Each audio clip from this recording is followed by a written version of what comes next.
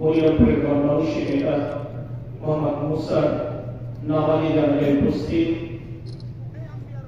বিভিন্ন রাজনৈতিক, সামাজিক এবং পেশাজীবী সংগঠনের নেতৃবৃন্দ, উপস্থিত মুসল্লিবৃন্দ, আসসালামু আলাইকুম ওয়া রাহমাতুল্লাহ।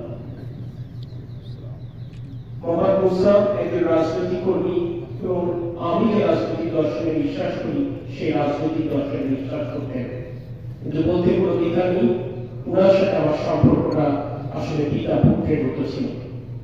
উনি আমাকে বরাবরই পুত্রের স্নেহে আমাকে আগলে রেখেছেন। আমি বরাবরই তার কাছ থেকে পিতার মতো আচরণ পেয়েছি। গত পরশু দিনের সর্বশেষ যখন আমি আমার মাকে দেখতে গেছি, এত হাস্যজ্জ্বল একটা মানুষ, যিনি হাসপাতাল থেকে সেদিন বাসায় আসতে চান, কারণ হাসপাতালে অন্য রোগীদের অসুবিধা হচ্ছে বিবেচনায়। আমি তাকে বললাম যে তাকে কিভাবে এই ছুটির মধ্যে বাসায় যাবেন, শনিবার আগে বাসায় যাওয়াটা একটা ঠিক হবে না। অথচ সেই মানুষরা সকল আয়োজনকে মিথ্যা প্রমাণ করে দিয়ে আজকে চিরতরে আমাদের কাছ থেকে বিদায় নিলেন।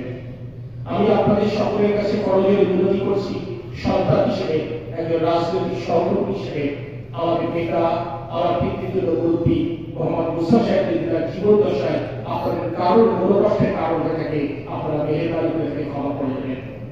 আর আমার দল বাংলাদেশ জাতীয়তাবাদী দলের নেতা কর্মীরা অত্যন্ত শোকার্ত, অত্যন্ত মর্মাহত আমি জানি, কারণ এই মৃত্যু একেবারেই অপ্রত্যাশিত। আমি আল্লাহর দরবারে এই ফরিয়াদ করবো, আল্লাহ পাক যেন আমাদের সকলকে